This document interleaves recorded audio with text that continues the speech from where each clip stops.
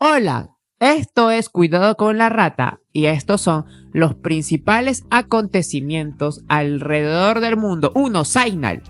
Ahí se metió a la cuenta de Signal, bueno, una conversión de Signal entre los altos funcionarios de Estados Unidos, entre ellos J.D. Vance, y se enteró de todo lo que estaban planeando acerca de Yemen. 2, terremoto en Birmania. Como diría 3, Daddy Yankee. Terremoto. sí, terremoto en Birmania. Y bueno, de ahí, ¿qué más? Ah, cayó Jartum. Igual nadie le importa, pero igual lo vamos a contar. Y por último, Ecuador. ¿Qué hay de Ecuador? Es en Ecuador. Ah, mira, qué Título novedad. seductor. En Ecuador. Y bueno, nada más. Ya. Bueno, empezamos con el mega escándalo que ha supuesto la falla de seguridad de los funcionarios estadounidenses. Esta semana hay un portal en Estados Unidos que se llama The Atlantic, que personalmente es uno de mis portales políticos favoritos. Ahí escriben algunos de la gente a la que suelo leer, como Ann Applebaum, escribe ahí, mi politóloga favorita de ese país. Y bueno, hay un editor en The Atlantic que se llama Jeffrey Goldberg. Y este tipo un día, ya hace varias semanas, lo metieron a un chat. El chat se llamaba Houthi PC Small Group. PC creo que es Petit Comité. Y era un grupo donde estaban, acá tengo la lista de todos los que estaban, ¿eh? Todos son los bravos de Estados Unidos. Pete Hegseth, que es el secretario de Defensa de Estados Unidos, que es como el ministro de Defensa de Estados Unidos. Está Michael Waltz, que es asesor de la Casa Blanca. Michael Waltz es el administrador de este chat y es el que presuntamente lo habría metido por error a este editor de The Atlantic. Estaba el vicepresidente de Estados Unidos, J.D. Vance. Estaba el enviado especial de Trump para los asuntos de Medio Oriente y Ucrania, Steve Witkoff. Está Joe Kane, el nominado para la Dirección de Contrainteligencia. Scott Bessent, el secretario del Tesoro de Estados Unidos, que es como el ministro de Economía. Y hay varios más. Está Susie Weiss, por ejemplo, que es la jefa de gabinete, la jefa de asesores de la Casa Blanca, que es la mujer que lo ayudó a ganar a Trump la campaña con la que ganó el año pasado, cuando nadie daba un sol por Trump. Ella fue el cerebro de esa campaña. Nunca da entrevistas, es súper reservada la señora, y bueno, estaba en este chat. Y más, ¿no? Steven Miller, que es asesor de seguridad, estaba el director de la CIA, estaba Marco Rubio, el secretario de Estado estadounidense, estaba la directora de Inteligencia Nacional y varios más. Había un tipo que hasta ahora no lo identifican, que se llama Jacob o Jacob. A ver si alguien conoce a Jacob, por favor, avísenos. Y bueno, ¿qué pasó? Había un chat, en este chat era un chat específico para hablar de los ataques a los hutíes en Yemen. ¿Qué son los hutíes y por qué son importantes? Los hutíes son un grupo de rebeldes en Yemen que se apoderó del norte del Yemen allá por el año 2014-15. Claro, y se apoderaron de la capital de ese país, Sanaa. Actualmente el gobierno de Yemen está replegado en una ciudad que está muy cerca del estrecho de Bab el-Mandeb, que se llama Adén. Ahí es donde resiste el gobierno de Yemen, pero básicamente todo el norte del país está ocupado por estos hutíes. ¿Quiénes son estos hutíes? Estos hutíes son un grupo armado islámico de tendencia Shii que tiene el apoyo de Irán. Y que al tomar tanta cantidad de Yemen han sido bombardeados por Arabia Saudí en una guerra que ha dejado no sé cuántos mil muertos y ha causado una gran hambruna en Yemen.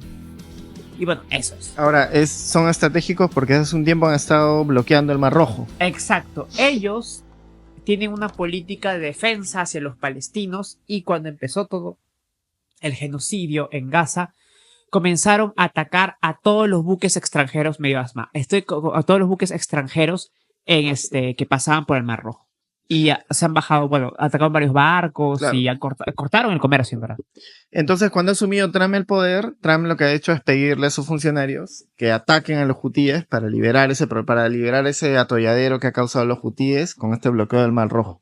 Entonces han estado atacando, han estado bombardeando, y uno de los chats donde supuestamente coordinaban estos ataques era este chat que se filtró porque añadieron por error a este editor de Atlantic. El editor de Atlantic ha estado leyendo estos chats y luego él cuenta, él hizo una nota de Atlantic contando la historia. Él cuenta que él se dio cuenta que eran chats reales con gente real y altos funcionarios reales, porque comenzaron a hablar de un ataque que iba a suceder en Yemen, y a las pocas horas, a las 2 horas o algo así, efectivamente Estados Unidos atacó Yemen. Entonces ahí él se da cuenta que en verdad están hablando de eso. Pero ¿cuál ha sido el roche, más allá de lo que están hablando de los hutíes y todo eso? Ese es más o menos el contexto, pero ¿cuál ha sido el roche? Que todos esos funcionarios no deberían haber hablado de esos ataques en un chat de Signal. Para esto, el gobierno de Estados Unidos provee a los altos funcionarios estadounidenses de sistemas de chat de comunicación encriptados, con celulares encriptados, que tienen un montón de firewalls y tienen un montón de barreras para que ningún hacker se pueda meter. Y estos tipos que acabo de mencionar, el director de inteligencia, el jefe de la CIA, el secretario de defensa, están hablando todos de estos operativos en un Signal que de alguna manera pudo haber sido intervenido, de alguna manera pudo haber sido espiado por fuerzas enemigas de Estados Unidos. Ese es el gran problema y ese es el gran roche. Ellos han dicho que no era información clasificada, pero por ejemplo yo he encontrado que ellos han revelado las armas con las que iban a atacar a los yemeníes, ¿no? A los A los hutíes. hutíes. ¿No son lo mismo que los yemeníes o sí? No, ¿Está bien decir? los yemeníes, por lo general, en los medios lo simplifican todo, ¿no? Sí. Porque, Lo acabo de hacer. claro, pero es porque los medios lo hacen. Pero en verdad, no son exactamente lo mismo. Es como decir, Sendero Luminoso a los peruanos. Ya sé que te gustó esa comparación. La disfrutaste. Te dio un orgasmo. Sí, algo así es. Bueno, por ejemplo, decían, ¿no? Que iban a usar en los ataques aviones caza F-18 Hornet y aviones no tripulados MQ-9. Y ya solo revelar el tipo de armamento o el tipo de aviones que iban a usar para el ataque ya se considera como una falta de revelar información clasificada. Hay una ley en Estados Unidos que se llama la ley de espionaje, con la cual funcionarios estadounidenses pueden ir a la cárcel solamente por revelar este tipo de información. Entonces ha habido un gran roche. ¿Pero la revelaron o simplemente se expusieron al usar Claro, Signal? es que se expusieron a usar Signal. Claro, pero no la revelaron. Pero eso puede ser considerado. Justamente hay una ONG que ya los ha demandado porque señala que ellos tienen sistemas encriptados. ¿Qué hacían hablando por Signal de una cosa que pueden hablar por el sistema encriptado? ¿No? Igual recuerdo que todo el roche que armaron los mismos republicanos contra Hillary Clinton. Claro, allá, 2016, exactamente. Cuando yo era un niño inocente, era de eso. Claro, ella comenzó a hablar con sus funcionarios en un sistema de correo electrónico que era alternativo al que se le había dado. ¿Qué usaba? Hotmail, creo. No me acuerdo usaba. Una cosa así bien. Gmail, creo que era. Gmail. Algo así. Sí. Una cosa así bien. Sí. Entonces, bueno, ¿y además de eso, cuál ha sido el roche? Que se han revelado diálogos donde se discuten efectivamente cuál sería la efectividad y la pertinencia de atacar Yemen en estos momentos, que discuten ahí los funcionarios estadounidenses, si sería beneficioso para Estados Unidos o no. ¿Por qué? Porque J.D. Vance, por ejemplo, critica la decisión de Trump de atacar ahora a Yemen porque él dice que para Estados Unidos que el Mar Rojo esté bloqueado es simplemente que esté bloqueado una partecita muy pequeña del comercio. 3% de todo el comercio que se mueve en el Mar Rojo es comercio estadounidense, nada más. A los que sí beneficia en realidad es a los egipcios y a los europeos, que mueven más o menos el 40% de lo que se mueve ahí en el Mar Rojo.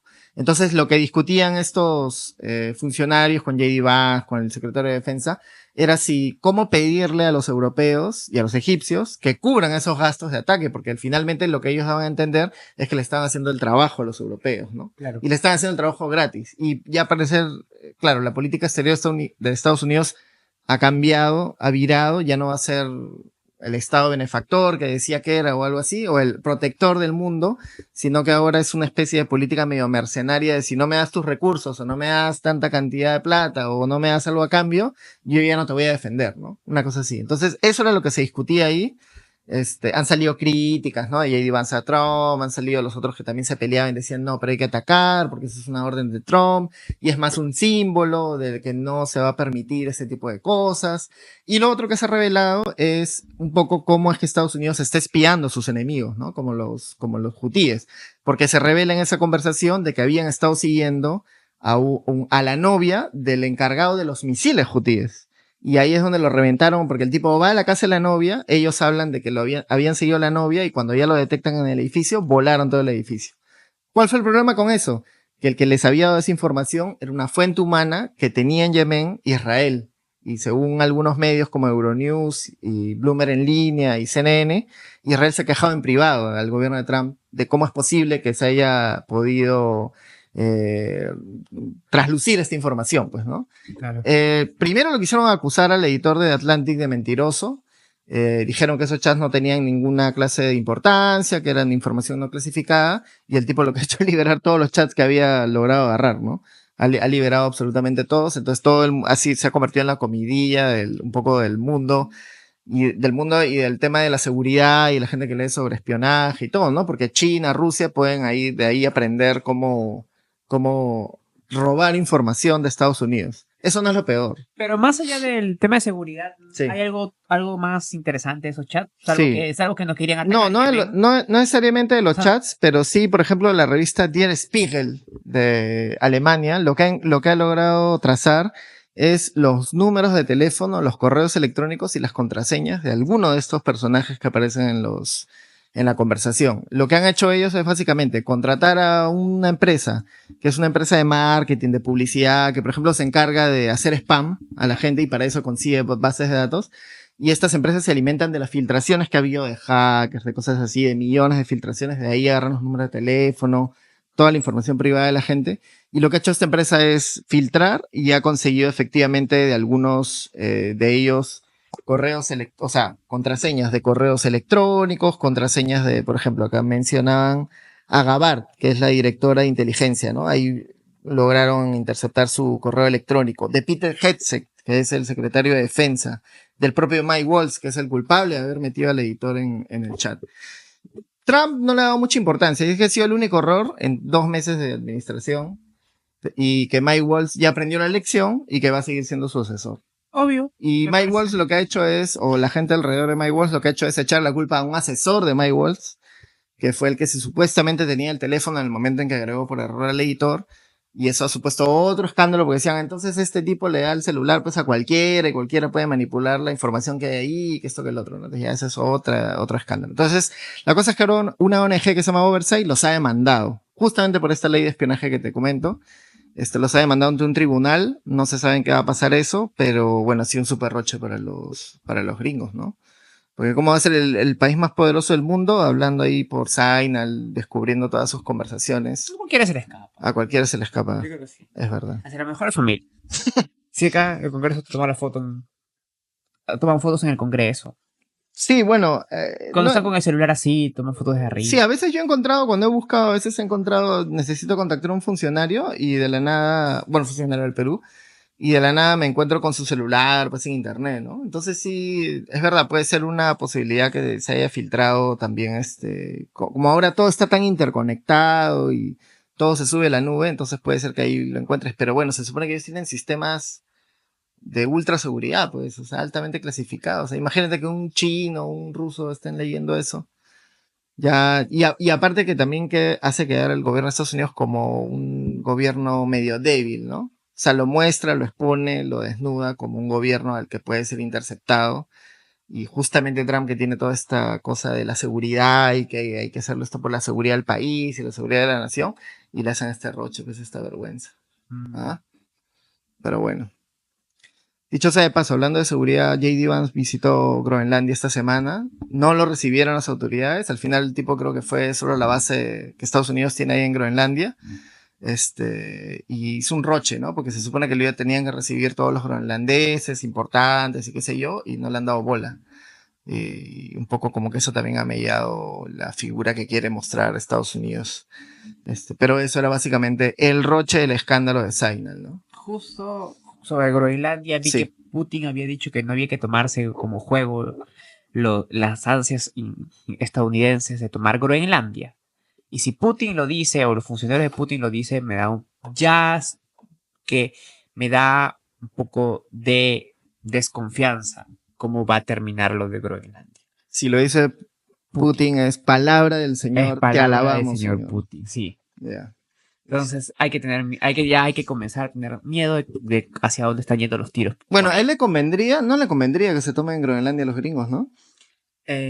¿A los gringos o a los rusos? No, a los rusos. A los rusos yo creo que no, sería demasiado poder estadounidense en el Ártico. Y por eso también creo que no les va a importar hacer alaraca sobre el asunto. ¿Podría ser un problema para Papá Noel? Sí, creo. ¿Cuál es la segunda noticia que tienes, Fernando? Ya, terremoto 7.7 grados Richter en Birmania, en Mandalay.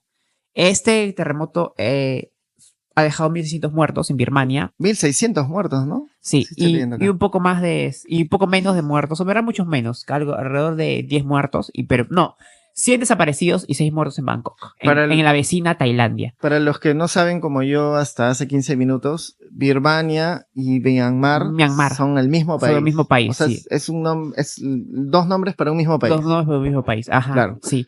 Y el terremoto ha sido en la parte central, en una zona que se llama, en una ciudad que se llama Mandalay. Se llamaba. Se llama, todavía existe, sí. Ok.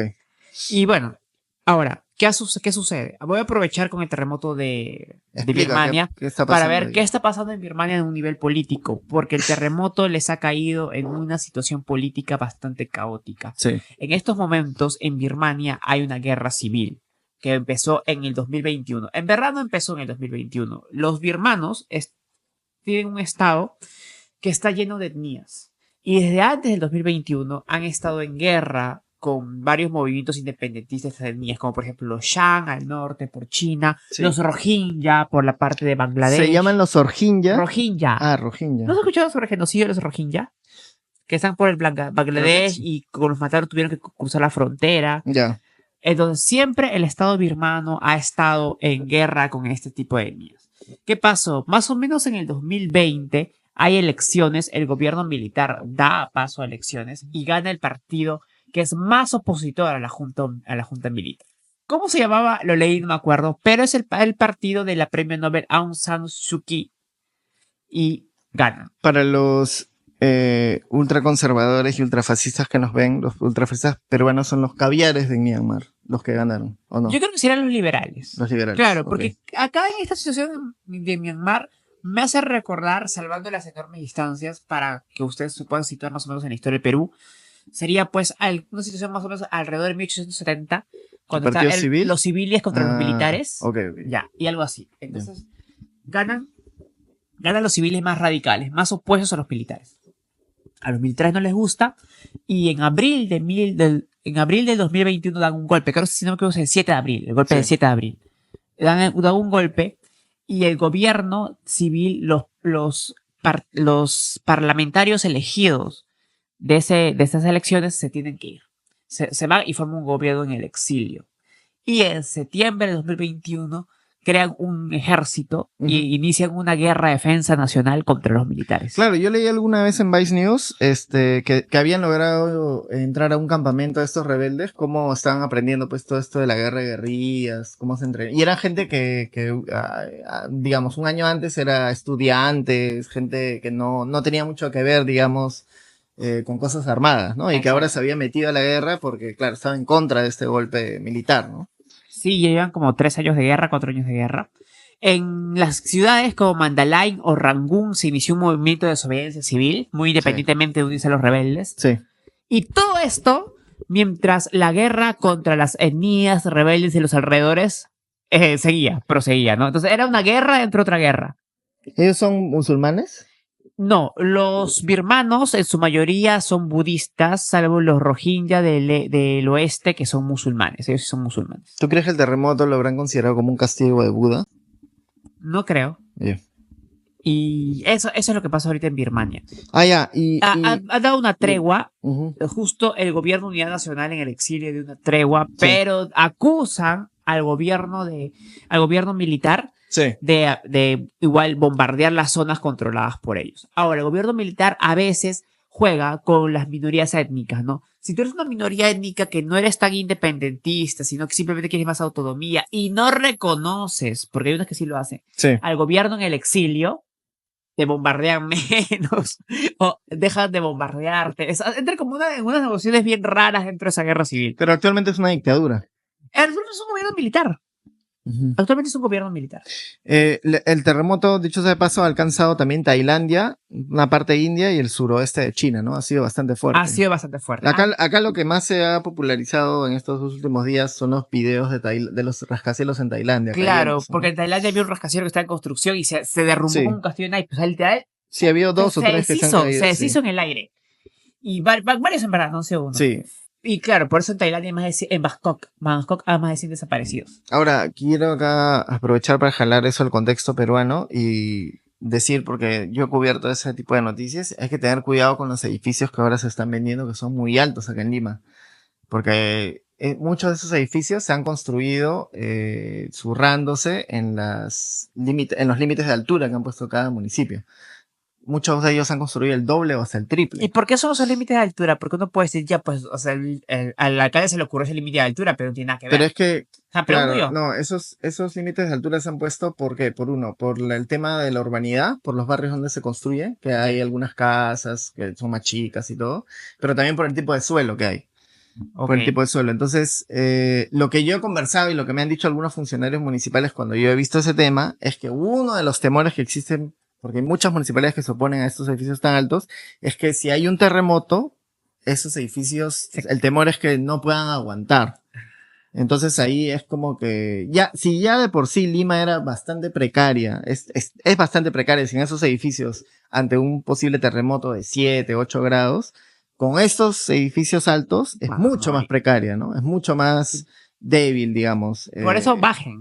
Entonces, claro, entonces como estos departamentos los venden supuestamente más baratos y todo, entonces la gente compra, pero no tiene a veces mucha conciencia o no tiene la previsión de ver si efectivamente los han construido con estos sistemas de seguridad, este tipo de estructuras. Pero ¿qué previsión puede tener alguien que ha estudiado? O sea, yo le voy a preguntar a mi gran productor Miguel, que trabaja en ese tipo de cosas, si los edificios ahora son seguros. Depende de la zona. Listo, gracias. Pero sí, o sea, en general, lo que pasa es que estos límites de altura que se dan los edificios, aparte del urbano, ¿no? Que es porque hay lugares que son urbanos, tienen que tener cierta distancia. Y un edificio muy alto tapa el sol a las demás casas, pues. ¿No? Ya no llega el sol, no llega la luz. Claro. Aparte de eso, el tipo de suelo y qué tan denso es el suelo también afecta. Por eso que hay varios, cuando hicieron estas construcciones de 50 pisos, 40 pisos en Magdalena, sí. Un año o 2 años comenzó a haber problemas en el relieve del suelo que se comenzó a hundir. Y entonces tuvieron que hacer llenado del suelo. Claro. Que tuvieron que gastar, no sé, un montón de plata para eso, ¿no? Pero ahí ya no estaba Allison, que es el que había probado todos esos edificios. Claro, pero aparte no es que simplemente los edificios los construyen 20 pisos para arriba, sino que hacen sótanos de 8 pisos, creo. O sea, para abajo también. Y supongo que eso de alguna manera debilita algo del suelo o no debilita. Bueno, tú has visto todos los edificios que están prácticamente en el acantilado de Magdalena. Sí. ¿Tú crees? Me debería mudar a uno de esos edificios. ¿Tú crees que tienen espacio para que tengan sótanos de 3, 4 pisos? 4 sótanos. ¿Me debería mudar a esos edificios para tomarme la foto en Instagram? No, o sea, son súper inseguros. Están tierra adentro, todos son más seguros. Y por eso... Es que depende del tipo de suelo. Para eso siempre se contrata un geólogo. Él es el que estudia el suelo para construir primero, antes que todo. Sí. Entonces hay que tener cuidado. ¿Dónde están los peores edificios? Magdalena. ¿Magdalena qué? ¿Magdalena acantilado o todo Magdalena? El 30% de Magdalena más o menos. Si hay un terremoto no va a sobrevivir. 30-40% de Magdalena se va a caer. ¿Qué otro distrito tiene los peores edificios? Los peores de los peores. Chorrillos, creo, ¿no? Y La Molina. Chorrillos. La Molina no tiene edificios muy altos. Ah, pero La Molina escuché que tenía un suelo hasta el perno, ¿no? Sí, pero no tiene construcciones muy altas, okay. ¿No? Pero Chorrillos, Magdalena, esos son, de hecho... Bueno, acá en la Avenida del Ejército están construyendo varios bastante altos. ¿Esto es seguro o no? No no se compren tampoco en Ejército. No. A no ser que tengan, que tengan una estructura antisísmica, ¿no? Claro. Que sí, yo sé que hay algunos edificios en esta paralela que es de Salaberry, ya para, ¿no? San Isidro.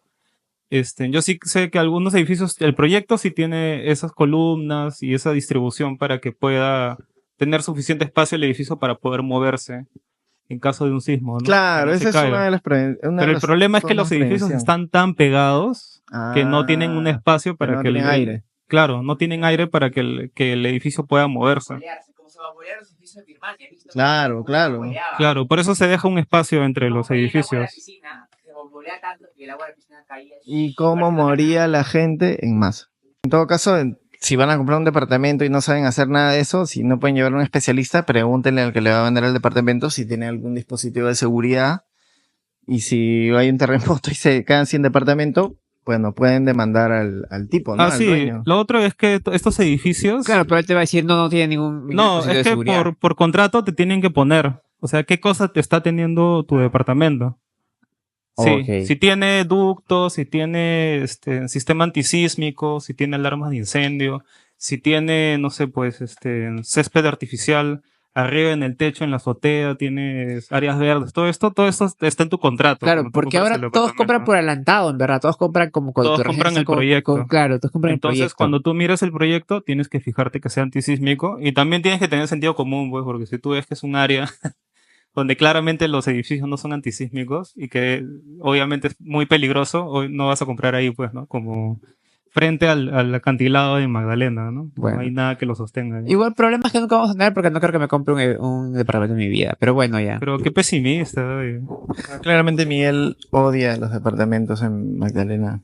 No, pero odio a pero Magdalena. quiero hacer una acotación ahí Odio a Alice. quiero hacer una acotación de seguridad ahí, porque hay un discurso de los empresarios inmobiliarios que lo que dicen es que se tiene que hacer más edificios porque hay un déficit de vivienda en Lima y que las municipalidades que muchas veces están oponiendo estos edificios no apoyan el progreso y el crecimiento económico del sector vivienda, o el crecimiento económico en general de Perú.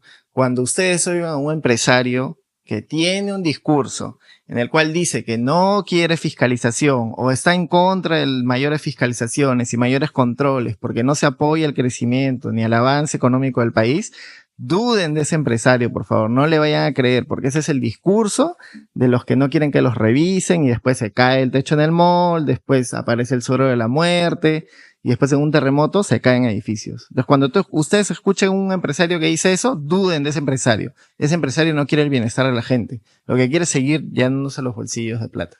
Mira Bueno. que por esas negligencias en construcciones tuvieron que descontinuar los ladrillos pandereta. Porque los usaban mucho en construcciones. Ya no los fabrican ya. ¿Ya no lo fabrican? No, los han prohibido porque los usaban para fachada. Y esos ladrillos simplemente son para jardineles o para separaciones de casas. Solo para eso, ¿no? Está bien. Bueno. Tú me dijiste que había pasado sí, algo una cosa más. ya. ¿Se acuerdan de que hace tiempo en un programa que hablamos puro África, mencionamos que había una batallita que no salió en ningún medio? Nunca Sí. la vas a ver en América Noticias. En América Noticias vas a ver el choque así de acá de la Panamericana, el último extorsionador, Sí. pero nunca vas a ver lo que te vamos a decir, que es que el ejército sudanés ha entrado en su propia capital, en Jartum, expulsando a las fuerzas rebeldes de las fuerzas de auxilio rápido Ajá. y ha retomado la ciudad. El presidente del Fatal Burhan se ha posicionado en el palacio y con eso ya es un buen punto para ponerle fin a la guerra civil de Sudán. Lo tenemos que decir, porque hace tiempo dijimos, hay una batalla en Jartum, tal vez los medios hablen de Jartum, nadie habló de Jartum, a nadie le importa Sudán, es una de las guerras que a nadie le importan exóticas, pero como somos exóticos lo contamos. O sea, el M23 va a ganar la guerra. M23. ¿Eso no es del M23? No es el M23, es la guerra entre el ejército de Sudán contra Ya. las fuerzas de auxilio rápido. Ya, que pues, pero no decían que ahí está metido el Congo. No, Ese es otro. Ese es otro. Ah, Una ya, cosa, ya. es Ya, que ok, eso es lo ok. que pasa, pues confunden y todos los africanos son iguales. No, una cosa es Sudán y otra cosa es el Congo. El Ya. M23 es el Congo. Ah, ya. Sí. Pero no es el que está interviniendo, porque hay un conflicto en África donde un país dice que hay otro país que está metiendo a una guerrilla. Es el Congo. Y el Ya. M23 atacando a la República Democrática del Congo y el que apoya a la República Democrática del Congo es Ruanda. Ruanda. Sudán- ya, ok, ok. Sudán está más Sudán arriba. es otro conflicto. Sí, y su propio Sudán conflicto. no existe. Ya, Es ok. Sudán con lo que está pasando ahí, lo que Ya. acabo de decir, porque prometimos contarles, pero Sí, como sí, no salió sí. en ningún medio, nadie lo dijo, y me enteré de la noticia cuando ya la guerra acá está terminando, ¿no? Las tropas sudanesas han entrado en Jartum, el presidente ya ha entrado en su palacio, Ya. y bueno, prácticamente hubo una guerra de comunicados ahí también, porque las fuerzas de auxilio rápido dijeron que eso era mentira, el ejército sudanés comenzó a sacar Es una guerra civil. evidencia. Es una guerra civil, Ya, es una ok. guerra entre tribus Y sudaneses. el bando del presidente, digamos, oficial es el que está ganando. Claro, el de las Fuerzas Ya, Armadas, ok. ¿no? Ya está por ganar. Ya está por ganar, ya han entrado a Jartum, ya han tomado posesión de la ciudad, ya han entrado en el palacio, ya está. Y bueno, la Fuerza de Auxilio Rápido, los rebeldes, por Sí. así decirlo, sacaron este comunicado diciendo que no habían entrado, que solo había habido una especie de movida táctica, como repliegue táctico, se debe entender. Sí. El ejército sudanés respondió diciendo, miren los muertos, miren el material que ustedes han dejado por las calles, ta, ta, ta, ta, ta, ta, ta, ta, ta. Y con eso Ya, sí, evidencia, sí, evidencia. evidencia. Y con Ya. eso ya se está cerrando esa guerra. Lo tenemos que decir, porque era un pendiente que nosotros habíamos quedado en decirles cuando pasaba, ¿no? Claro, Y nada claro. más, ¿no? Lo que sí, mi predicción falló. Nadie habló de la batalla de Jartum. ¿Esa Pero es bueno, una guerra civil que cuántos años está durando? ¿O es si no me equivoco, empezó el reciente? 2021 o 22. Ya. Cuando lo que pasa es que en Sudán hubo un conflicto llamado el conflicto de Darfur, en donde Sí. hubo una zona independentista y el ejército sudanés entró a reprimir. Claro. Como necesitaban ayuda, formaron una especie de escuadrón paramilitar que poco a poco se fue volviendo un ejército, que fueron las Fuerzas de Auxilio Rápido. Ujú. En el 2021-2022, el gobierno de Sudán intentó hacer que estas Fuerzas de Auxilio Rápido o se disolvieran o se metieran, se regularizaran dentro de las Fuerzas Claro. Armadas normales. Y no quisieron. No quisieron, se rebelaron y empezó la guerra civil. Y Ya, la guerra ya, civil ya. fue tan fuerte que este ejército que estaba en la provincia de Darfur tomó la capital. Y ahora la han retomado. Ya, ok. Eso es lo que está pasando en Sudán. Bueno, bien, ¿eh? Ahora, en nuestra sección de Latinoamérica, tenemos una sección de noticias latinoamericanas. Hay una noticia que me ha llamado la atención, que es que ha salido un periodista en Ecuador. En Ecuador están entre elecciones ahorita, en primera y segunda vuelta. Ya va a ser la segunda vuelta, creo, en Ajá. algunas semanas. El actual presidente Daniel Noboa está postulando por la reelección. Se está enfrentando a Luisa González, que es del Partido Revolución Ciudadana de los correístas. Ella es correísta de Rafael Correa. Y Es el 13 de abril, la segunda vuelta. Si no me el equivoco. 13 de abril de la Ay, mi segunda vuelta. cumple. Bueno, hace unos días ha sido el debate por la segunda vuelta entre Daniel Noboa, que es de la Acción Democrática Nacional, así se llama el partido oficialista, versus Luisa González, que es de los correístas. Y ahí le han recordado, o en todo caso la oponente Luisa González le recordó de que se había encontrado, en algún momento había tenido la empresa de bananas de la familia de Daniel Noboa, había tenido problemas con alijos que se habían encontrado en algunas cargas de exportación que habían hecho. Cuando la oponente le recuerda esto y lo cuestiona por esto, a los días ha salido un periodista ecuatoriano que se llama Andrés Durán, ha salido por las redes sociales, él vive fuera de Ecuador porque él dice que lo están amenazando, que lo están persiguiendo, y él ha acusado seriamente al presidente o a la empresa del presidente de efectivamente continuar con estas exportaciones de cocaína. Él dice que tiene información, no la ha mostrado, pero él dice que tiene documentos sobre 3 casos puntuales, del año 2020, 2022 y un tercero del año 2024, el año pasado.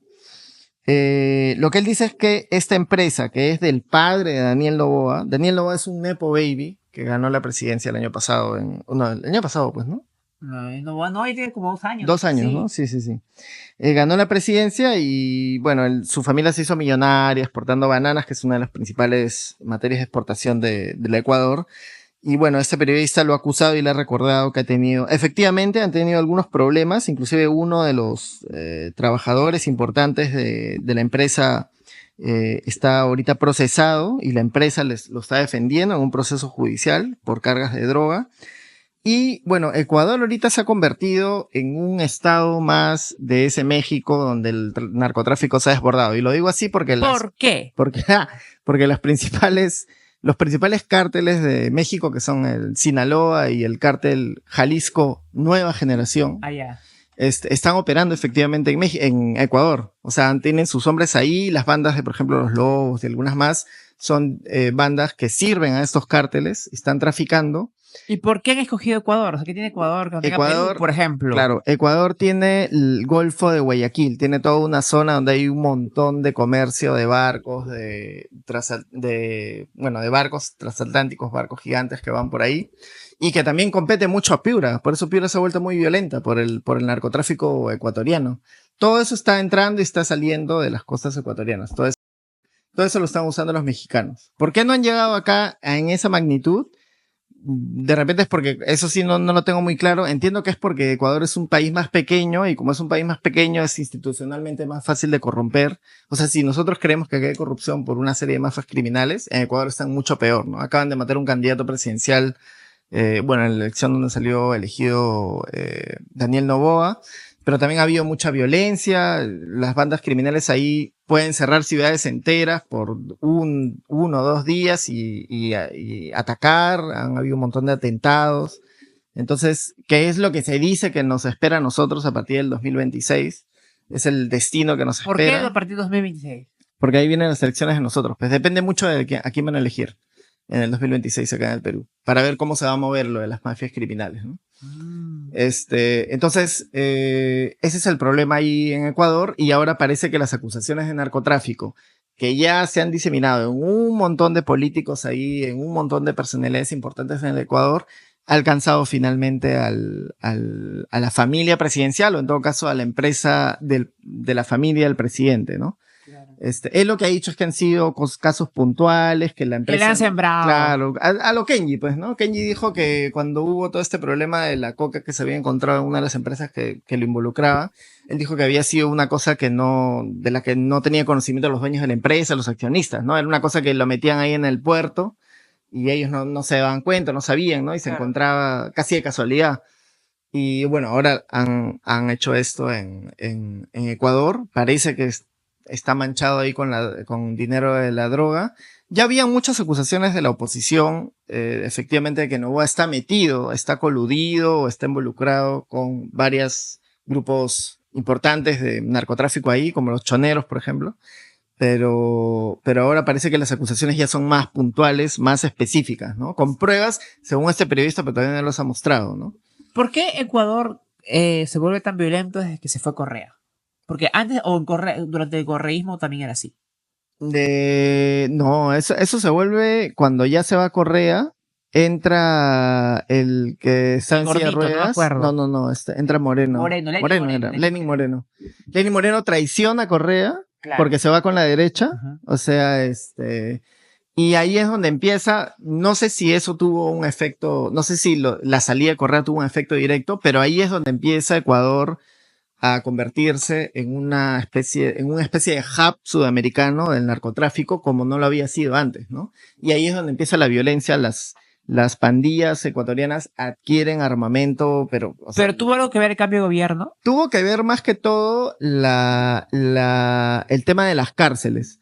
Comenzaron a meterse comenzaron a encarcelar a muchos mexicanos, muchos colombianos, y en las cárceles estos mexicanos y colombianos comienzan a adiestrar a los ecuatorianos. Ahora, no sé si porque la política de Correa era más dura y ahí no pasó nada, o simplemente era un problema que estaba creciendo como un cáncer y todavía no se desbordaba como se desbordó después.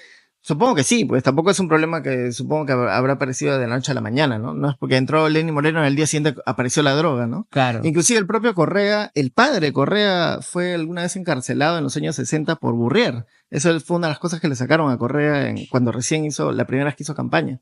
Estuvo preso en Estados Unidos como 3 años el padre o algo así, por ser burrier.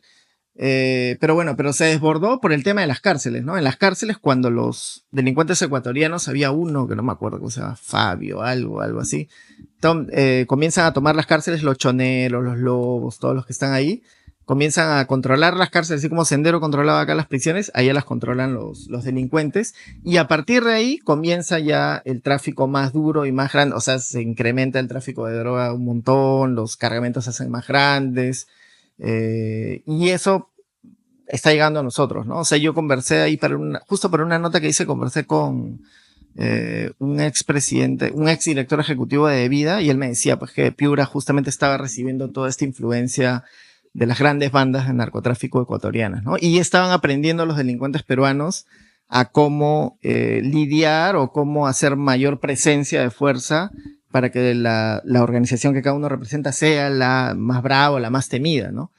Y yo creo que también alguna vez hemos discutido eso, ¿no? La mexicanización del crimen acá en el Perú, Claro. porque no es simplemente ya que las extorsiones crecen y es porque también el Congreso da leyes que lo favorecen y todo, sino también porque ese es un estilo. En el crimen, dentro del crimen es un estilo, ese de quién es el más fuerte, quién es el más bravo, a quién le temen más. Y para hacer que tu banda le teman más, pues tienes que amenazar con granadas, tienes que matar mucha gente, tienes que dejar mensajes escritos, cosas así, ¿no? Hay todo un manual de eso. Entonces, por ahí es un poco lo que me llamó la atención de esto de la droga, porque no había leído antes algo que involucrara directamente a Noboa, ¿no? Y este es un periodista que sí lo está acusando directamente. De repente es porque es un periodista que sigue al correísmo y quiere que gane Luisa González, puede ser, ¿no? Y lo está tratando de manchar, puede ser, ¿no? Habrá que ver las pruebas, pero por lo menos ahí están en Ecuador, están ahorita, el debate es ese, ¿no? Si tú fueras ecuatoriano, ¿por quién votarías? Si fuera ecuatoriano, porque amo ser peruano, gracias. Ok. Gracias.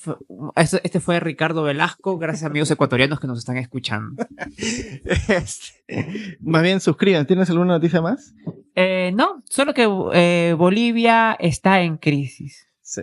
¿Quieres explicar un poco de qué trata la No. crisis? Para el próximo programa, dices. Para el próximo programa. programa. Ok. Pero igual esto va a seguir de largo, porque nos han dicho que... Sí. Ahí el próximo programa vamos a hacer un reportaje especial de qué se viene, pues, ¿no? Porque podría involucrar. Nos dice que van a venir muchos bolivianos Van a acá. venir un millón de bolivianos. Un millón de bolivianos, Aunque los bolivianos de Dios mío. TikTok juran que ni muertos vendrían a Perú. Ok. ¿Tú quién crees que sea más Es violento? respetable. ¿Los venezolanos o los bolivianos delincuentes? Porque no todos los venezolanos ni bolivianos son delincuentes. Pero tú, ¿quién quieres que pueda ser más violento? Si llegan hoy 1 millón de bolivianos a Lima. Definitivamente de los venezolanos. Obviamente, porque... Racista, te diría yo. No simplemente ves los índices de criminalidad y de homicidios Es en verdad, Caracas es y lo comparas con los de La Paz, y obviamente hay una diferencia abismal. Que venga La Paz Que venga La Paz. y no el Caracas. Sí. Caracas. Listo, suscríbanse, por favor. Ahí pongan ¿Dónde vas a poner esto? ¿Acá o abajo? No sé, Acá abajo. por acá. Arriba. Allá. Ya. Ok. Suscríbanse. Nos vemos la próxima edición. Tal como lo anunciamos la vez pasada, tuvimos una entrevista con Colas Dice Sí. en su podcast. Allá está subido y ya las escuché, las dos partes, porque fue una entrevista dividida en 2 partes. Está en Spotify, yo escuché ahí. ¿Qué te pareció? También tiene Apple Podcast. Me parece interesante. O sea, me gustó escucharme. ¿Te gustó? Sí, Nunca me habían entrevistado a mí de esa forma. Me habían entrevistado en los trabajos. claro. No, así, ¿no? Pero me acuerdo. Pregúntame, ¿cuál es tu tirano favorito? Jamás me han preguntado eso en una entrevista de trabajo. Ah, sí, pero me di cuenta que hablo demasiado entreverado. Hay más. Creo que en el video se me escucha mejor, se me entiende mejor, porque por lo menos tengo las manos para explicarme. Pero en Hace podcast. 15 programas que le decimos eso, pero gracias a Colas, finalmente lo ha entendido. Y Colas habla lento. Sí. ¿Has escuchado? Como Stereo 100. Sí. Acá algunos de acá no recordarán que es Stereo 100 por los jóvenes, pero Stereo 100 era una radio de música del pasado. Pero yo no me acuerdo Era como tampoco. radio Yo no me acuerdo, nunca escuché Oasis, Stereo 100. ¿no? Pero era una voz grave la que Stereo 100. Una cosa, pero así, Yo solo- súper Yo solo lento, me acuerdo, a ver, radios raras que he escuchado, solo me acuerdo de Doble 9.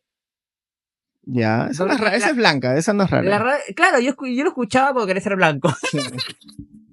Esa creo que tú sales Funado. tú sales de San Isidro y ya pierde la... Claro, la antena. pierde la señal. No, Suena, lo que ¿no? pasa es que yo antes salía con un chico que estaba en toda la onda indie Ya. y me metió a este mundo. O sea, obviamente no duré más de 2 meses, qué aburridísimo. Y ya. Pero tú eres más o menos, o sea, tienes el espíritu de Doble 9 porque Doble 9 pasa música pues de Europa del Este, una cosa así. Sí, Y a ti te gusta eso, ¿no? música chévere, pero es como música un poquito aburridita. Claro. O sea, a mí me gusta más el pop. Estos pasan una cosa así, Claro, medio claro. rock, medio para dormirte, ¿no? Ya. Ya, y lo otro era filarmónica. Filarmonía. Filarmonía, ¿no? Sí. Y ahora vamos a escuchar la versión en violín de Toccata y Fuga de Bach. La área de Wagner. Sí, hay una cosa así que aburrido. Sí, y salía el discurso de Hitler Qué primero y luego la área de aburrido. Hitler. Mis abuelos escuchaban R700 La Grande. Así se llamaba la maldita radio. R700 La escuchaba Grande. yo? Y tocaban boleros, cosas así. ¿Sabes qué he escuchado yo? Radio La Habana. Porque, mira, lo que pasa es que yo tenía una radio antigua que se podía sintonizar SW2. Claro. O sea, floja. Y de verdad que yo movía y escuchaba cosas de Japón. Obviamente no entendía Ya. nada. Y ahí O sea, captaba. internet, ¿quién te necesita? Yo tengo mi antena. Esos que eran, capta eran los 90. Eran Radio los 90. Okinawa. Eso es lo que hacía Radio Okinawa. Radio Okinawa. Yo escuchaba eso. Y Ya. también Radio La Habana. La radio de la revolución. La Y revolución. justo lo escuché un 11 de septiembre. Estaba que le hacían el homenaje a Allende. Man, ya. O sea, alucinan. Esos eran niños, éramos niños de los 90. Claro, había que experimentar. había que experimentar. Había que Eso experimentar. eso, La por ejemplo, batería y todo. las nuevas generaciones se lo han perdido. ¿No? Sí. Están con el radio ahí La moviendo. nueva generación escucha Radio Garden. Yo he escuchado eso. Ya, claro, yo también. Esa es mi recomendación de esta semana. Radio Garden. Ya Claro, me hiciste acordar. claro. Me encanta, amo Radio Garden. Radio Garden es No, bacán. yo eso en el 2017 Sí. yo escuchaba Radio Garden. Porque Yo también. Yo hasta ahora la escucho a veces. me aburría de la música Claro. y comenzaba a girar por... Pero explícale qué es Radio Garden. Ya, Radio Garden es una app, básicamente. Es una no, app, no es una radio, es una app que tiene todas las radios del mundo puestas en el globo terráqueo. Sí. Y tú si te aburres de la... O sea, literalmente puedes poner un punto en el mundo y te van a salir las radios que está escuchando ese punto del mundo Sí. actualmente, ¿no? Y hay como a veces 3, 4 radios. y vas distintas. pasando, y vas Sí. cambiando de radio. Y sí, me encanta. Ah, mira, buena música donde hay Corea, yo sé, a los que les gusta el K-pop, Malasia. A mí me encanta Malasia. Corea y Malasia me gusta. Hay música buenacia ahí. Buen Asia. Bien.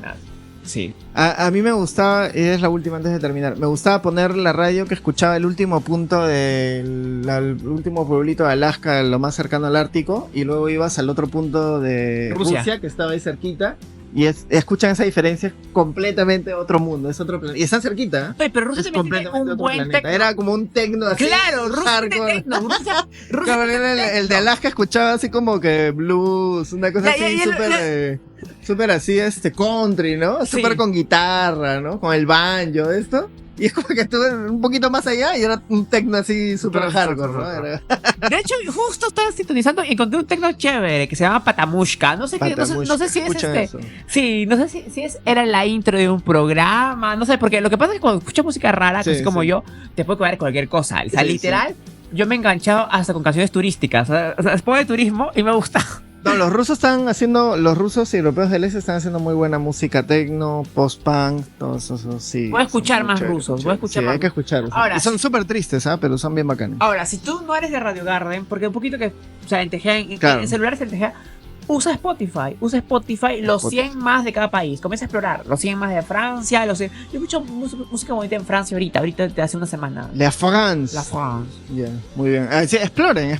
No todo es el playlist y te suena toda la vida. Hay que buscar siempre Sí. nueva música. De repente puedes sentirte identificado con algo más. Denle la vuelta a lo anglo. Claro, Porque lo que pasa claro. es que, tú, por ejemplo, si tú eres, tú eres latino, haces tu música en español, pero un africano no te va a poder escuchar. Un africano tiene que esperar a que tu música le lleve a los anglos, a que los anglos le guste y que los anglos la reboten. Claro, escuchan Entonces, Afrobeats. Ustedes saltense esto y vayan de frente a la fuente. Escuchen de Claro. África, escuchen de Asia, escuchen de... Eso para los músicos también que puedan tener de ahí, puedan sacar Sí, yo creo que más herramientas. Yo creo que una de las ¿no? grandes debilidades de la escena musical peruana y de la mediocridad musical Sí. peruana es que miramos solo a Lo gringo. Estados Unidos, a lo Sí. gringo y nada más. Y ni siquiera nos miramos nosotros mismos, porque ni siquiera sacan influencias de los Andes. Claro. Y menos, por ejemplo, van a girar, tienen la capacidad de girar su cabeza para allá y mira Oceanía, por ejemplo. Lo tenemos al frente y no lo miramos. No, tienen que buscar, tienen que explorar. Eso es todo. ¿Cómo Guaynacapa se fue a Tupac Yucán? Claro. ¿Cuál se fue a ellos- Oceanía? Él fue a Oceanía buscando música. Eh. ¿Y por qué no lo pueden hacer ustedes? Él tenía un barco nomás. Claro. Ustedes tienen internet, el barco del mundo. Sí, oye, en Oceanía también música buena. En Oceanía también música buena. La próxima vez trae una canción, pues. para Ya, que ahorita les dejo Patamushka. ¿no? Patamushka. Patamushka, voy a dejar el link ahí. Ya, listo. Ok, nos vemos la próxima semana. Escuchen Patamushka. Cuídense. Chao, patamushkas. Chao.